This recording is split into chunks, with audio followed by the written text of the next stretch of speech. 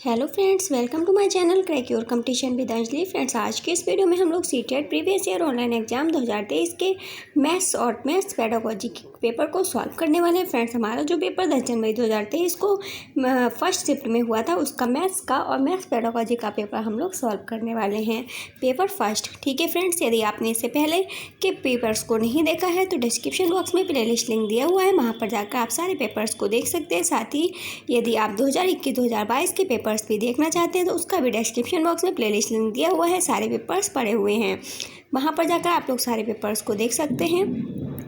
तो चलिए friends, video को शुरू करते हैं।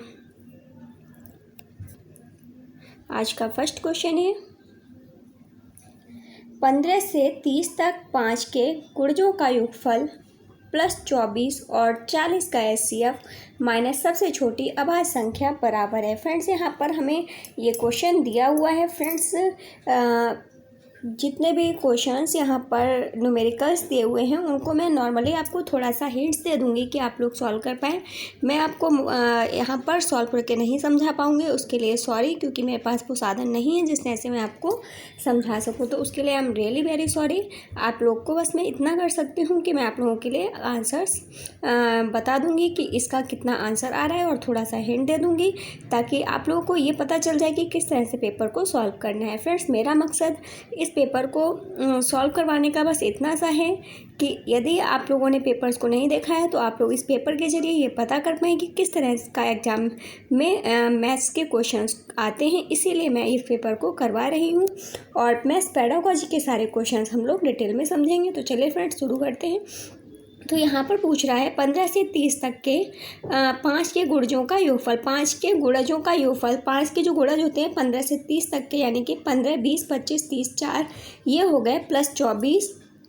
मतलब ये है कि हमारा जो है 15, 20, 25, 30 इन चारों को प्लस करना है, जोड़ना है, प्लस 24 जोड़ना है उसमें, और उसमें 40 का HCF निकालना है। ठीक है फ्रेंड्स, 40 के HCF निकालने के बाद सब में से माइनस सबसे छोटी अभाज्य संख्या, जो सबसे छोटी अभाज्य संख्या है उसको घटा देना है। ठीक है फ्रेंड्स, तो सबसे छोटी जो अभाज्य संख्या होती है वो होती है 2, तो इस सब से आप 2 को घटा देंगे तो हमें जो आंसर मिलेगा वो राइट आंसर हो जाएगा। ऑप्शन नंबर 3 इसका राइट आंसर आएगा, आपका 96 आंसर आएगा इस क्वेश्चन का। आप लोग सॉल्व करके देख लीजिएगा। नेक्स्ट क्वेश्चन है question number 2, 6 plus 0.6 plus 0.06 plus 0.006 में क्या जोड़ा जाए कि 7 संख्या प्राप्त हो जाए। तो इसका जो राइट आंसर आएगा फ्रेंड्स वो आएगा 0.334। ठीक है, इसको आप लोग सॉल्व करके देख लीजिएगा, बहुत ही सिंपल क्वेश्चन है इसको। नेक्स्ट क्वेश्चन है हमारा क्वेश्चन नंबर 3, 5 क्रमागत संग संख्याओं का योगफल 60 है। 5 क्रमागत यानी कि क्रम से जो संख्याएं उनका योगफल जो है वो 60 है। यदि अगली 2 सम संख्याएं भी उसमें जोड़ दी जाएं तो योगफल क्या होगा। कहने का मतलब ये है, सम संख्याएं कौन सी होती हैं फ्रेंड्स, सम संख्याएं वो होती हैं जो 2 से विभाजित हो जाएं, वो सम संख्याएं होती हैं जो 2 से विभाजित ना हो, वो असम संख्याएं होती हैं। तो यहाँ पर कह रहा है 5 क्रमागत सम संख्याओं का योगफल कितना है, 60 है। ठीक है, और उन्हीं संख्याओं के आगे की 2 सम संख्याएं अगर उनमें और जोड़ दी जाए तो योगफल हमारा कितना आ जाएगा, तो योगफल आ जाएगा हमारा आंसर हो जाएगा इसका चौथा 98। तो योगफल कितना आ जाएगा, 98 आ जाएगा। तो हमें बताना है फ्रेंड्स कि किस तरह से यहाँ पर 98 आएगा। ठीक है, इसको सॉल्व करके देख लीजिएगा। नेक्स्ट क्वेश्चन है क्वेश्चन नंबर 4, स्केल पेंसिल तथा रबड़ क्रमशः 6, 10, 12 के पैकेटों में उपलब्ध हैं। यदि कोई दुकानदार तीनों वस्तुएं समान संख्या में खरीदना चाहता है तो उसे स्केल पेंसिल रबड़ के क्रमशः कम से कम कितने पैकेट खरीदने होंगे।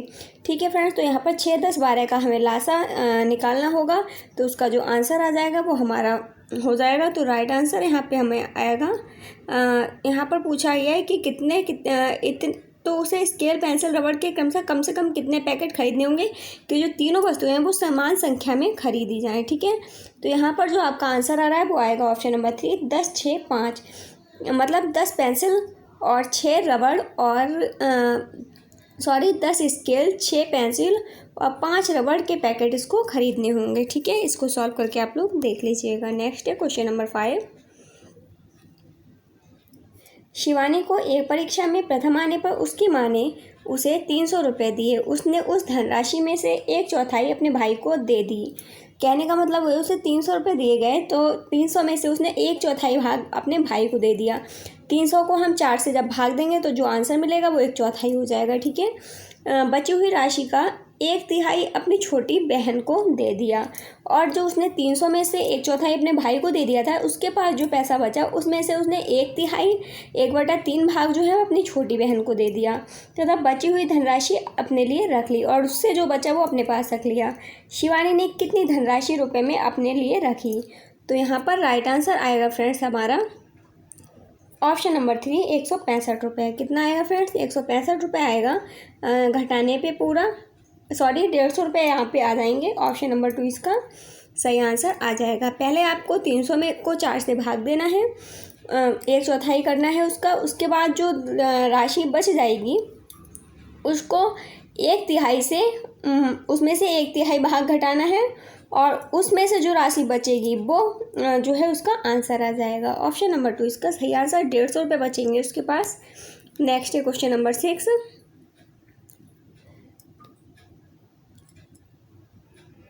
राघव निम्नलिखित वस्तुएं खरीदना चाहता है। मूल्य तथा वांछित मात्राएं नीचे दी गई हैं। दूध 50 रुपये प्रति लीटर है, और दही है 80 रुपये प्रति लीटर, 250 ग्राम खरीदना चाहता है। आम 60 रुपये प्रतिकूल लीटर है, जो 1.5 kg, और केले हैं 4 रुपये का प्रत्येक, यानी कि आधा दर्जन 6 केले खरीदना चाहता है। ठीक है। यदि उसके पास 190 हैं 90 रुपये हैं तो निम्न कथनों में से कौन सा सही है? कथन दिए हुए हैं। उसके पास अपनी ज़रूरत का सामान खरीदने के लिए यथार्थ रूप से पूरी धनराशि है। दूसरा है उसके पास रुपये 6 कम पड़े हैं। तीसरा है उसके पास पर्याप्त धनराशि है जिससे वह 75 ग्राम दही और खरीद सकता है। और चौथा है उसके पास 4 रुपये शेष बचेंगे। तो यहाँ पर जो आंसर होगा वो होगा ऑप्शन नंबर 3, उसके पास पर्याप्त धनराशि जिससे 75 ग्राम दही और खरीद सकता है। तो इस तरह से आपको इसका अंदाज़ा लगा सॉल्व करके इसका निकाल लेना है। आंसर आएगा आपका तीसरा वाला। क्वेश्चन नंबर 7 है,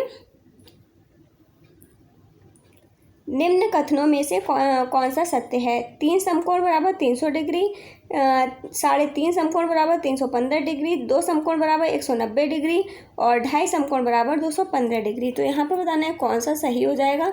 तो सही हो जाएगा ऑप्शन नंबर 2, 3.5 समकोण बराबर 315 डिग्री। ठीक है फ्रेंड्स, ये वाला हमारा सही हो जाएगा। नेक्स्ट क्वेश्चन है क्वेश्चन नंबर 8, निम्न में से कौन सी एक समकोण त्रिभुज की भुजाओं की लंबाइयाँ नहीं हो सकती? 15 सेंटीमीटर, 8 सेंटीमीटर, 17 सेंटीमीटर, दूसरा है 6, 8, 10 सेंटीमीटर, तीसरा है 4, 5, 6 सेंटीमीटर, और चौथा है 5, 12, 13 सेंटीमीटर। तो यहाँ पर कौन सी नहीं हो सकती? तो यहाँ पर नहीं हो सकती ऑप्शन नंबर 3, 4, 5, 6। ठीक है फ्रेंड्स, ये नहीं हो सकता है। ऑप्शन नंबर 3 इसका सही आंसर। जब आप इसको सॉल्व करके देखेंगे तो आपको आंसर मिल जाएगा। नेक्स्ट है क्वेश्चन नंबर 9, अंग्रेजी वर्णमाला के कितने अक्षरों में घूर्णन सम्मिति होती है? नंबर 1 4, 2 6, 3 7, 4 8। तो राइट आंसर हो जाएगा ऑप्शन नंबर 3 7 बड़े अक्षरों में। नेक्स्ट है क्वेश्चन नंबर 10, एक 12 सेंटीमीटर लंबी और 8 सेंटीमीटर चौड़ी आयताकार शीट के सभी कोनों से 3 सेंटीमीटर भुजा के वर्ग काट लिए गए। इस प्रकार शेष बनी शीट का क्षेत्रफल सेंटीमीटर स्क्वायर में क्या होगा? तो इसका राइट आंसर आएगा फ्रेंड्स ऑप्शन नंबर 2 60 आ जाएगा, 60 सेंटीमीटर स्क्वायर। ठीक है, ऑप्शन नंबर 2 इसका सही आंसर आएगा। आप लोग सॉल्व करके देख लीजिएगा। नेक्स्ट है क्वेश्चन नंबर 11, रेलगाड़ी पी स्टेशन ए से 6:40 बजे चलती है और स्टेशन बी पर उसी दिन 21:30 पर पहुंचती है। रेलगाड़ी क्यू स्टेशन ए से 19:10 बजे चलती है और अगले दिन 10:50 पर स्टेशन बी पर पहुंचती है। किस रेलगाड़ी ने अधिक समय और कितना अधिक समय मिनटों में लिया? तो यहाँ पर जो राइट आंसर होगा आपका वो हो जाएगा फ्रेंड्स ऑप्शन नंबर 3, क्यू ने 50 मिनट। ठीक है, ऑप्शन नंबर 3 इसका सही आंसर होगा। नेक्स्ट क्वेश्चन है क्वेश्चन नंबर 12। फ्रेंड्स, ये सारे के सारे क्वेश्चंस आप लोगों को एक बार सॉल्व करके चेक कर लेने, क्योंकि इसी तरह के क्वेश्चंस आपके एग्जाम में आने वाले हैं, इसीलिए मैं आपको ये जो पेपर है वो बता रही हूँ कि किस टाइप का क्वेश्चन आपका आ सकता है। नेक्स्ट क्वेश्चन है 12 नंबर। अंकित 400 मीटर लंबे एक वृत्ताकार पथ पर दौड़ लगाता है। वह उसके प्रतिदिन 3 चक्कर लगाता है। वह एक सप्ताह में उस पथ की पर कितनी दूरी किलोमीटर में तय करता है? तो इसका राइट आंसर होगा ऑप्शन नंबर 2, 8.4 किलोमीटर दूरी। नेक्स्ट है क्वेश्चन नंबर 13। निम्न पैटर्न में आगे क्या आएगा? 1A 1, 4B 8, 9C 27 और 16D 64। तो यहाँ पर आप देखेंगे 1 इंटू 1 दिया हुआ है 1 और 4 इंटू 2 दिया हुआ है 8, फिर यहाँ पे 9 3 27, ठीक है, और यहाँ पर 16 चौके 64 दिया हुआ है, ठीक है। यहाँ पर इस तरह से किया गया हुआ है। आप लोग यहाँ पर देख सकते हैं, पहले यहाँ पर 3 जोड़ा है, फिर 4 में 5 जोड़ा है, फिर 5, फिर 9 में 7 जोड़ा, यानी कि यहाँ पर विषम संख्याएं जोड़ी गई हैं। तो 16 में जोड़ा जाएगा 9, तो कितना हो जाएगा फ्रेंड्स? 16 में 9 जोड़ेंगे तो हो जाएगा 25, ठीक है। और 25 की गुणा जब हम 5 से करेंगे, क्योंकि यहाँ पर आप देख रहे हैं 1 की गुणा 1 से, फिर 2 से, फिर 3 से, फिर 4 से, फिर 5 से, तो 25 की गुणा 5 से करेंगे तो आ जाएगा 125। तो यहाँ पर राइट आंसर आ जाएगा हमारा ऑप्शन नंबर 3, 25E 125, ठीक है। आई थिंक आपको ये क्वेश्चन समझ में आ गया होगा। ये क्वेश्चन काफ़ी थोड़ा घुमाया हुआ क्वेश्चन है। इस टाइप के क्वेश्चंस रीजनिंग टाइप में क्वेश्चंस आते हैं। ये ऑप्शन नंबर इसका 3 सही आंसर हो जाएगा। नेक्स्ट क्वेश्चन है क्वेश्चन नंबर 14। एक विद्यालय में समूह गान प्रतियोगिता में प्रस्तुत सबसे अच्छा गाना चुनने के लिए 540 विद्यार्थियों ने मतदान किया। प्राप्त मतों के आधार पर इन समूह गानों A, B, C और D को एक पाई चार्ट के रूप में निरूपित किया गया, जिनके लिए वृत्त केंद्र पर क्रमशः 120 डिग्री, 80 डिग्री, 70 डिग्री और 90 डिग्री के कोण बनते हैं।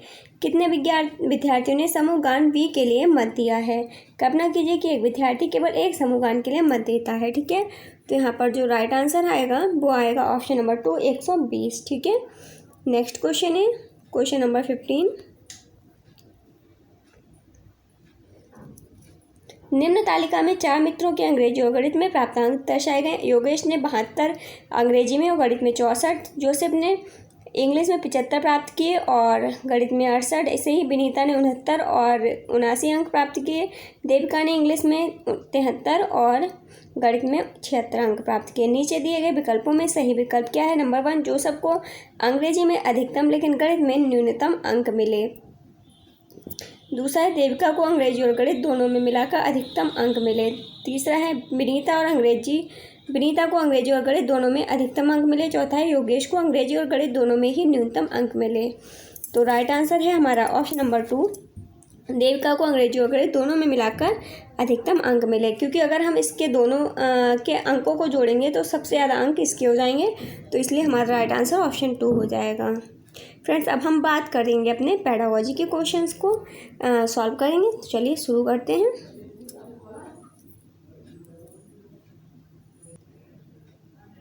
क्वेश्चन नंबर 1 है, गणित में प्रमेयों को सिद्ध किया जा सकता है। नंबर 1 प्रयोग द्वारा, 2 निगमन द्वारा, 3 जांच द्वारा, 4 प्रेक्षण द्वारा। तो राइट आंसर हो जाएगा ऑप्शन नंबर 2 निगमन द्वारा। नेक्स्ट क्वेश्चन है क्वेश्चन नंबर 2, यांत्रिक गणना एवं रटने पर आधारित आकलन की अपरिष्कृत विधि का सबसे अच्छा उदाहरण निम्न में से कौन सा है? नंबर 1 सहपाठी और शिक्षक शिक्षिका की सहायता एवं परामर्श लेते हुए वर्कशीट में दी गई समस्याओं को हल करने के लिए विद्यार्थियों को कहना। 2 गुणन सारणी पहाड़े एवं सूत्रों को याद करने के लिए विद्यार्थियों को कहना, क्योंकि ये अभिकलन हेतु बुनियादी कौशल के रूप में आवश्यक है। तीसरा है विद्यार्थियों को वास्तविक समस्या को हल करने के लिए देना, जिसमें गणितीय अभिकलन एवं अवधारणाएं शामिल हैं। चौथा है कक्षा में प्रत्येक मुख्य विषय वस्तु को पढ़ाने या चर्चा करने के बाद नियमित रूप से रचनात्मक आकलन करना। तो राइट आंसर हो जाएगा इसका ऑप्शन नंबर 2 गुणन सारणी पहाड़े एवं सूत्रों को याद करने के लिए विद्यार्थियों को कहना, क्योंकि अभिकलन हेतु बुनियादी कौशल के रूप में आवश्यक है। नेक्स्ट क्वेश्चन है क्वेश्चन नंबर 3, निम्नलिखित में से कौन सा बैन हेले के ज्यामितीय चिंतन सिद्धांत के बारे में सही नहीं है? नंबर 1 स्तर आयु पर निर्भर हैं, 2 स्तर विकासात्मक हैं, 3 स्तर अनुक्रमिक हैं, 4 स्तर ज्यामिति में मूर्त से अमूर्त चिंतन की ओर चलते हैं। तो राइट आंसर हो जाएगा ऑप्शन नंबर 1 स्तर आयु पर निर्भर हैं। नेक्स्ट क्वेश्चन है क्वेश्चन नंबर 4।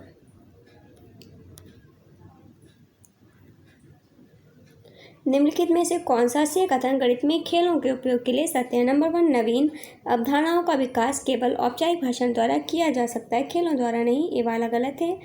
बी है नए विकसित गणितीय कौशलों के अभ्यास के लिए खेलों का प्रभावी रूप से प्रयोग किया जा सकता है, बी वाला सही है। सी है खेल आकलन के लिए उपयोग नहीं किए जा सकते, ये वाला गलत है। तो राइट आंसर ऑप्शन नंबर 2 हो जाएगा केवल बी। नेक्स्ट क्वेश्चन है क्वेश्चन नंबर 5। आपकी कक्षा में एक विद्यार्थी यह आशय निकालने में सक्षम है कि अगर समुच्चय ए में समुच्चय बी की तुलना में अधिक वस्तुएं हैं और समुच्चय बी में समुच्चय सी की तुलना में अधिक वस्तुएं हैं तो समुच्चय ए में समुच्चय सी की तुलना में अधिक वस्तुएं होंगी। निम्नलिखित में से विद्यार्थी द्वारा मापन के कौन से सिद्धांत को उपार्जित करने की संभावना दिख रही है? नंबर 1 अनुपातिक चिंतन, 2 क्रम विनिमयता, 3 संरक्षण, 4 संक्रामिता। तो राइट आंसर ऑप्शन नंबर 4 हो जाएगा संक्रामिता। नेक्स्ट क्वेश्चन है क्वेश्चन नंबर 6। प्राथमिक स्तर पर प्रतिमानों के अध्ययन को संवर्धित किया गया है क्योंकि नंबर 1 प्रतिमान प्रकृति में कलात्मक होते हैं, 2 प्राथमिक कक्षा में एक अध्यापक के लिए प्रतिमानों को पढ़ाना आसान होता है, 3 प्रतिमान कई गणितीय अवधारणाओं के आधार का निर्माण करते हैं, 4 प्राथमिक कक्षाओं में पाठ्यक्रम बहुत कम है इसलिए बच्चों को प्रतिमानों को बनाने में व्यस्त रखा जा सकता है। तो राइट आंसर ऑप्शन नंबर 3 होगा, प्रतिमान कई गणितीय अवधारणाओं के आधार का निर्माण करते हैं। नेक्स्ट क्वेश्चन है क्वेश्चन नंबर 7। कक्षा 1 के विद्यार्थियों को संख्याओं की अवधारणा प्रस्तुत करते हुए श्री अब्दुल्ला ने विभिन्न वस्तुओं सामग्रियों जैसे पेंसिलें, गेंदें, टॉफियाँ इत्यादि का उपयोग किया। निम्नलिखित में से कौन सा इस युक्ति का उपयोग करने का सर्वाधिक उपयुक्त कारण है? नंबर 1 विद्यार्थियों को ध्यान सुपरिचित वस्तुओं की ओर आकर्षित करना, 2 गणित की कक्षा में कुछ खाली समय बिताना, 3 संख्याओं जो कि एक निराकार संप्रत्यय हैं के संप्रत्ययीकरण हेतु साकार मूर्त उदाहरण वांछनीय हैं, और चौथा है विद्यार्थियों को संख्या संप्रत्यय अधिगम के लिए प्रोत्साहन की आवश्यकता है। तो राइट आंसर ऑप्शन नंबर 3 होगा, संख्याओं जो कि एक निराकार संप्रत्यय है के संप्रत्ययीकरण हेतु साकार मूर्त उदाहरण वांछनीय है। नेक्स्ट है क्वेश्चन नंबर 8। संश्लेषित विधि में हम अक्सर अग्रसर होते हैं। नंबर 1 ज्ञात से अज्ञात की ओर, 2 अज्ञात से ज्ञात की ओर, 3 कठिन से सरल की ओर, 4 उदाहरण से नियम की ओर। तो राइट आंसर ऑप्शन नंबर 1 हो जाएगा ज्ञात से अज्ञात की ओर। नेक्स्ट क्वेश्चन है क्वेश्चन नंबर 9।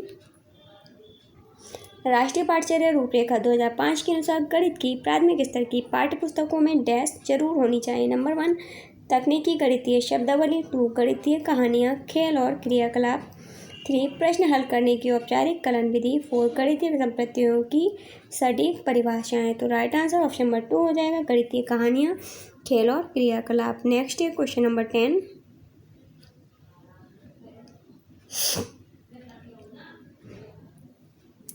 शिक्षा में विभिन्न हितधारकों के लिए मूल्यांकन लाभदायक है। एक हितधारी के रूप में एक शिक्षक के लिए मूल्यांकन मददगार है। नंबर 1 पाठ्यक्रम की रूपरेखा बनाने एवं पाठचर्या के विकास में, 2 एक विद्यालय का संचालन किस प्रकार किया जाता है यह महत्वपूर्ण सूचना देने में, 3 सामान्य एवं व्यक्तिगत अधिगम के दौरान विद्यार्थियों के सामने आई कठिनाइयों की पहचान करने में, 4 मूल्यवान एवं गंभीर प्रशासनिक निर्णयों को लेने में। तो राइट आंसर हो जाएगा ऑप्शन नंबर 3 सामान्य एवं व्यक्तिगत अधिगम के दौरान विद्यार्थियों के सामने आई कठिनाइयों को पहचानने में। नेक्स्ट क्वेश्चन है क्वेश्चन नंबर 11। गणित की कक्षा में एक बच्चा लिखता है 4.78 बड़ा है इस 4.9 से, दूसरा लिखता है 7.26 बड़ा है 7.3 से। निम्नलिखित में से कौन सा इस त्रुटि के लिए सर्वाधिक उपयुक्त कारण है? नंबर 1 बच्चा लापरवाह है और कक्षा में सतर्क नहीं है, दूसरा है बच्चे को अभ्यास के लिए अधिक समान प्रश्न देने की आवश्यकता है, तीसरा है बच्चे ने इस नियम के कि एक 3 अंकीय संख्या किसी 2 अंकीय संख्या से बड़ी होती है का अति व्यापकीकरण कर लिया है, चौथा बच्चे में गणितीय अधिगम अयोग्यताएं हैं। तो राइट आंसर हो जाएगा इसका ऑप्शन नंबर 3 बच्चे ने इस नियम के कि एक 3 अंकीय संख्या किसी 2 अंकीय संख्या से बड़ी होती है का अतिव्यापीकरण कर लिया है। नेक्स्ट क्वेश्चन है क्वेश्चन नंबर 12। राष्ट्रीय पाठ्यचर्या रूपरेखा 2005 के अनुसार प्राथमिक स्तर के गणित का शिक्षण एवं अधिगम केंद्रित होना चाहिए। नंबर 1 गणितीय शब्दावलियों के अधिगम पर, 2 कलन विधियों को कंठस्थ करने पर, 3 गतिविधियों के माध्यम से गणितीय पर्यवेक्षणों पर, 4 प्रश्नों को हल करने के गहन अभ्यास पर। तो राइट आंसर हो जाएगा ऑप्शन नंबर 3 गतिविधियों के माध्यम से गणितीय पर्यवेक्षणों पर। नेक्स्ट क्वेश्चन है क्वेश्चन नंबर 13। निम्नलिखित में से कौन सा गणित की प्रकृति के बारे में सही नहीं है। नंबर 1 यह तार्किक विवेचन पर आधारित है। 2 इसकी अपनी विशिष्ट भाषा और चिन्ह है। 3 यह प्रकृति में अमूर्त है। 4 अन्य विषयों में इसका अति सीमित अनुप्रयोग है। तो राइट आंसर हो जाएगा ऑप्शन नंबर 4 अन्य विषयों में इसका अति सीमित अनुप्रयोग है। नेक्स्ट है क्वेश्चन नंबर 14। राष्ट्रीय पाठ्यचर्या रूपरेखा 2005 के अनुसार यह कथन अनुमान एवं सन्निकटन कौशल के विकास में स्कूली गणित एक सार्थक भूमिका निभा सकता है। नंबर 1 सत्य नहीं है, क्योंकि गणित एक ऐसा विषय है जिसमें सटीक उत्तरों की आवश्यकता होती है। दूसरा है सत्य है, क्योंकि विद्यार्थियों के लिए कई सूत्र और कलन विधियों को याद करना कठिन है और वे उत्तरों का सन्निकटीकरण कर सकते हैं। तीसरा है सत्य है, क्योंकि यह प्रश्न को हल करने में समय की बचत करता है। चौथा है सत्य है, क्योंकि कई वैज्ञानिक गणितीय और प्रतिदिन की समस्याओं के हल में अनुमान एवं सन्निकटीकरण निहित है। तो राइट आंसर हो जाएगा ऑप्शन नंबर 4 सत्य है, क्योंकि वैज्ञानिक गणितीय और प्रतिदिन की समस्याओं के हल में अनुमान एवं सन्निकटीकरण निहित है। नेक्स्ट है क्वेश्चन नंबर 15। निम्नलिखित में से कौन सा प्राथमिक स्तर पर विद्यार्थियों को भिन्न सिखाने के लिए सबसे कम उपयुक्त होगा। नंबर 1 भिन्नों के चित्रीय निरूपण का उपयोग। 2 परिभाषाओं के उपयोग से भिन्नों और प्राकृतिक संख्याओं के बीच अंतर करना। 3 हिस्से और पूरे के संबंधों वाले दैनिक जीवन के उदाहरणों का उपयोग करना। 4 विभिन्न भिन्नों को निरूपित करने के लिए पेपर फोल्डिंग तकनीक का उपयोग करना। तो राइट आंसर ऑप्शन नंबर 2 हो जाएगा। सबसे कम उपयुक्त जो होगा वो होगा परिभाषाओं के उपयोग से भिन्नों और प्राकृतिक संख्याओं के बीच अंतर करना। फ्रेंड्स आज की वीडियो में बस इतना ही। आपको वीडियो कैसी लगी प्लीज़ कमेंट बॉक्स में ज़रूर बताइएगा। यदि वीडियो पसंद आई हो तो वीडियो को लाइक एंड शेयर कीजिएगा। यदि आप चैनल पर नए हो तो चैनल को सब्सक्राइब करके बेल आइकन को प्रेस कर लीजिएगा ताकि आप तक सारी वीडियोज़ पहुँच सकें। फ्रेंड्स मिलते हैं नेक्स्ट वीडियो में, तब तक के लिए बाय बाय, टेक केयर।